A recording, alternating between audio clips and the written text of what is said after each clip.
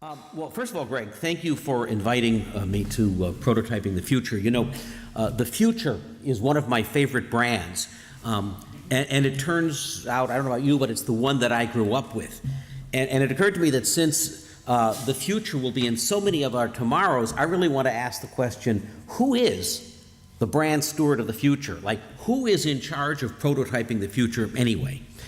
And I think this is important because we're going to get the future that we build willfully, whether it's a sustainable one or not. So it's pretty important to figure out kind of like who calls the shots in the role of all of us. We should probably go back to when the future was young. And nobody sold the future like they sold the future in 1939. If you've read about the 1939 World's Fair, and there was one in New York and one out here, it was actually branded as the World of Tomorrow. It was one of the great packaging acts of all time, and it was actually the birth of modern design, kind of consumer culture, and importantly, it was the birth of the vision of the city that we've had for really the last half century. In fact, one of the biggest exhibits there was an enormous prototype of the future itself. It was the General Motors Futurama. You sat in it and you looked down and you got to see the future. The future was highways, suburbs, cars, kind of the thing that we're now working to kind of move beyond. And like everything else in that era, in tomorrow, our role was that of consumer. Newspapers had their readers, NBC had its audience, and we received our future from General Motors top down with great wonder. That future, that less sustainable future, is actually receding now, and we're sitting here figuring out who's going to go build the next one. We know we live in a collaborative era, and if you followed the great urbanist Jane Jacobs, she has this great a quote about a future created by everybody. In other words, the prototype would be built by us. It would not be received on high, top down. Her exact quote was, "Cities have the capability of providing something for everybody only because and only when they're created by everybody." And that's an interesting thing, because how is something as big and as complex as the city built by everybody when there's contention about real estate and design? But we now know we live in this era of co-creation, of making, of social media, and in fact, that's what we're doing. And that's what I want to talk to you about today. The project that I just finished working on was a book called The Maker City. I did this with Dale Doherty, who was the founder of Make Magazine and the Maker Fair, with the Institute for the Future, that's been very interested in how do people co-create their future. And we also had a great champ on this project, our nation's Maker-in-Chief, because this project really commenced at the White House, at the President's White House Fair 2 years ago, the Makers Fair. And we had over 100 cities take a pledge to focus on being a maker city. Well, what did that mean? We asked them to focus on maker spaces, on local manufacturing, on sustainability, on project-based education. How many people here have been to a maker fair? So you're pretty familiar with this stuff, right?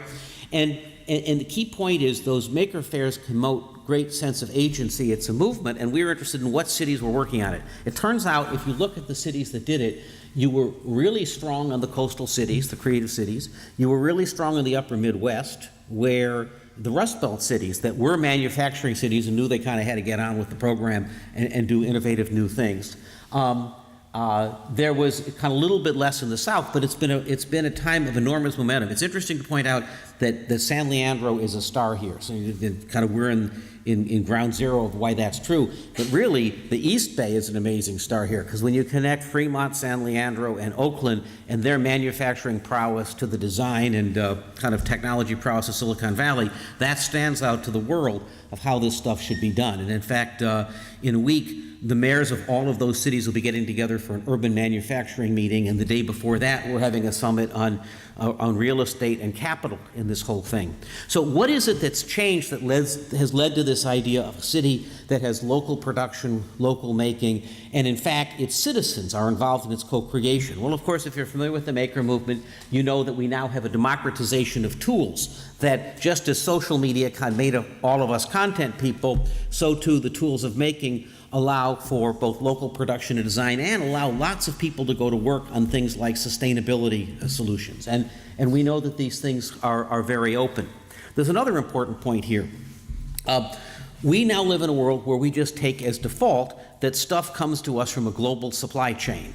And that puts us on a path towards lots of goods moving lots of distance, kind of a race to the bottom in terms of labor, which has become a big factor in the current political scene. And that gives less autonomy to cities. So what you have is this giant supply chain where products come in, they move around the world, they turn to trash. I mean, technically what you see is a very unsustainable thing, which is we consume and throw out so much stuff that we're using up resources, we're creating carbon, so that's not such a good thing. And by the way, Greg said, well, if you're going to show slides, you need to have a good visualization. So that skyscraper, that's what all of the trash from one day in New York would look like. It's about a 100-story building, and my friend Mitch Joachim made that. That's a reminder of kind of like what we create. Well, there is an alternative, and this is where kind of making comes in. This is a diagram from the Fab City movement, which basically says it actually is possible to do an awful lot of production locally in a circular economy where you kind of recycle the stuff that you're using, that designs are created and then kind of manufactured locally, and companies like IKEA are beginning to do that.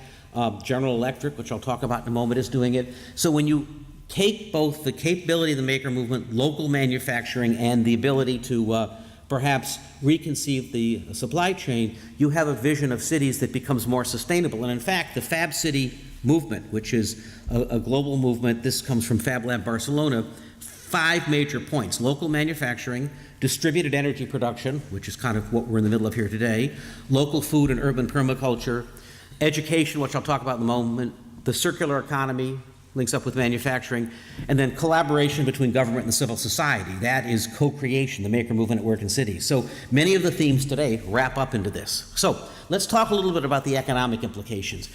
When people say the maker movement, they frequently think of something artisanal, a kid in a 3D printer, or perhaps a local product from SF Made. But there are really several things here. There is, in fact, that local component. There is this amazing ability to prototype, to conceive and come up with a prototype locally, which goes on in the Bay Area all the time. Often those prototypes go off to Shenzhen to get made. And the next thing is manufacturing as a service or supply chain. Increasingly, regions are growing their own supply chain, indeed as the East Bay is right now.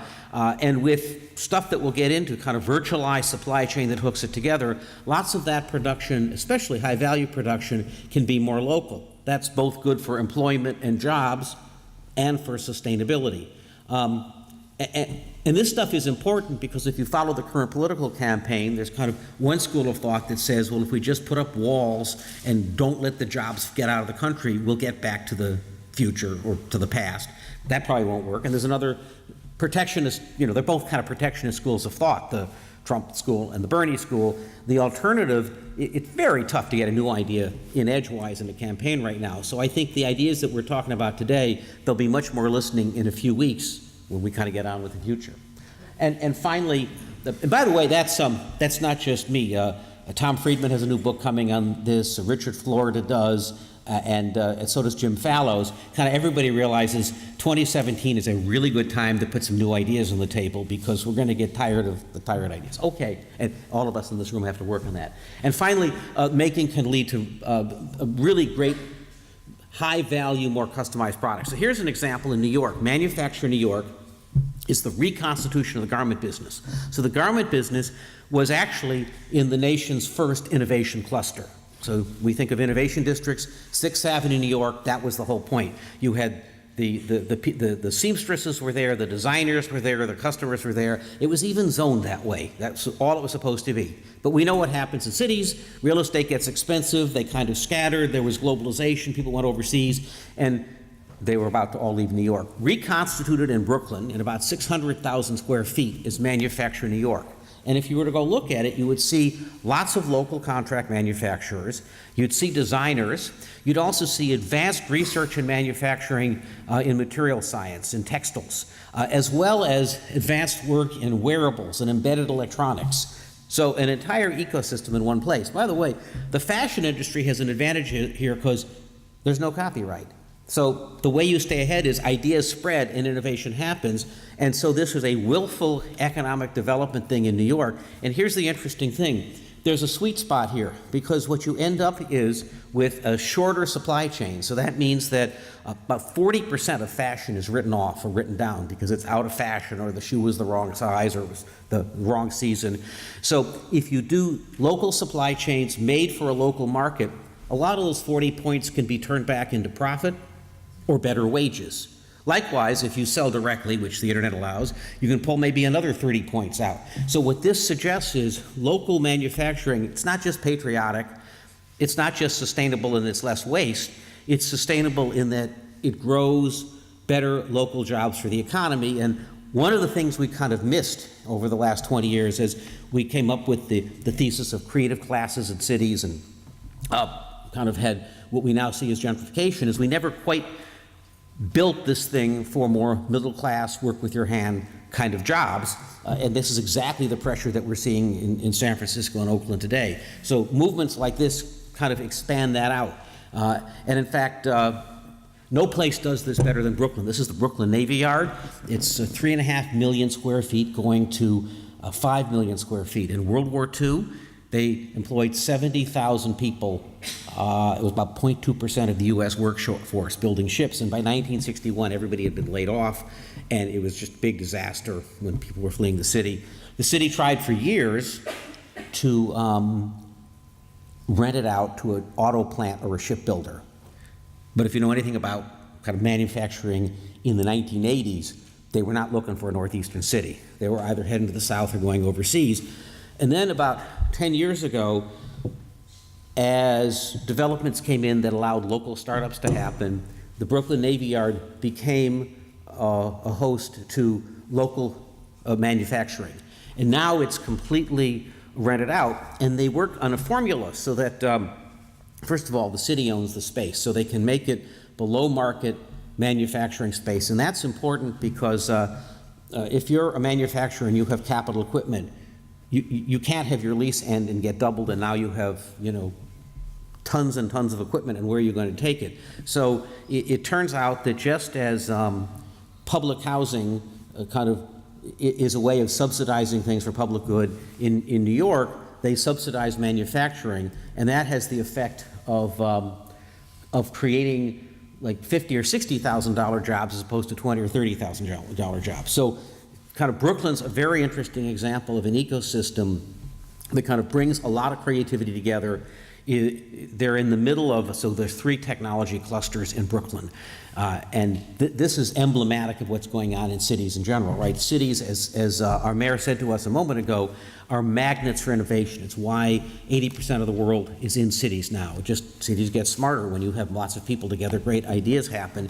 And a lot of time those advantages, especially in the West, occur to entrepreneurs or to kind of a few. And so to broaden it, you have to design it inclusively. So in Brooklyn, 3 technology clusters, there's about 20,000 units of public housing that are in Brooklyn as well. And now they're very deliberately doing things like the kids in the public housing projects go get internships in these companies. A high school is built inside of this Navy Yard. So that trains people both for jobs and to civically participate in the future. It's kind of a great example.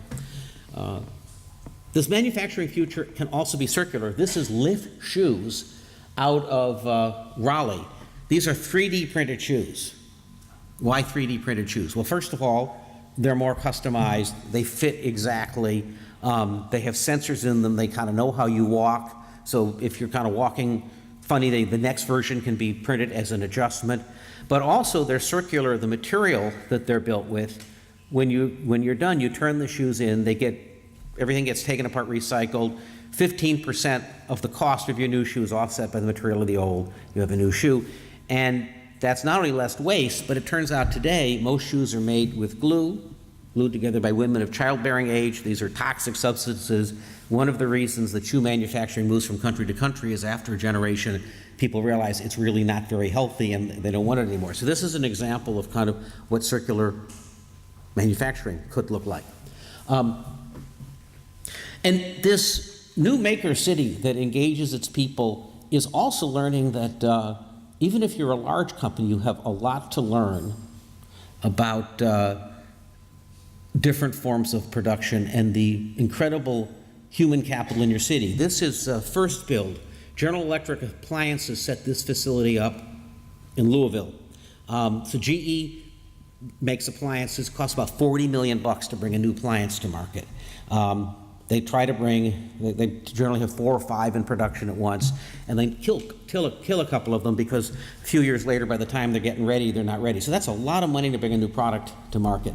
What they have now is a giant maker space where they bring in appliance enthusiasts. And these appliance enthusiasts come in and are actually working on building new products. So now they design products, and as they're working on things, they're put up on Kickstarter, and General Electric is finding that that actually R&D becomes a profit center. That is to say, new products are kind of built by their community. I'm going to skip over that. This is over here in San Francisco. This is Flextronics. So in Silicon Valley today, if you want to design a product, frequently your VC will tell you right after you get funded, go find the person to go to China to go get it made. You're paying $20,000 each time to send someone to China, and then the jobs go over there. Here in San Francisco, not only are the prototypes made, there's an assembly line there, and the very same plastics that'll be used for mass production in Mexico or China are sitting in San Francisco. So up to 1,000 units at a time can be made, and if these are high-value products like electronics or prosthetics or things like that, they frequently don't go on overseas. So these are cities that are learning.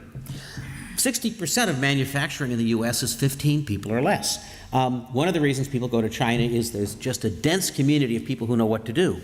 We can make up for that density in the U.S. through IT by connecting factories together and finding the best expertise. This is what a company called Fictive does in San Francisco. In fact, there are two $15,000 printers in a high school in Pleasanton. And when Tesla needs prototypes made, frequently they show up there, and the students are kind of virtual apprentices right there. And Tesla is a great example, especially with their headquarters in Fremont, of a manufacturing auto plant in the middle of a city. This is a big thing we're going to see. Because manufacturing gets cleaner, it comes back into cities. Tesla's the only place you can take a subway to a housing development next to a factory. In fact, since no one had done that in 100 years, they had to figure out how to do it. But that's kind of leading the way. So this forces us to reconsider the future. We have to reconsider products. Products become more like services. They are built and turned around faster. We have to reconsider progress, and we have to reconsider education in the sense that we now have to educate our kids smarter and differently. I'll give you a good example for that. In Pittsburgh, Pennsylvania,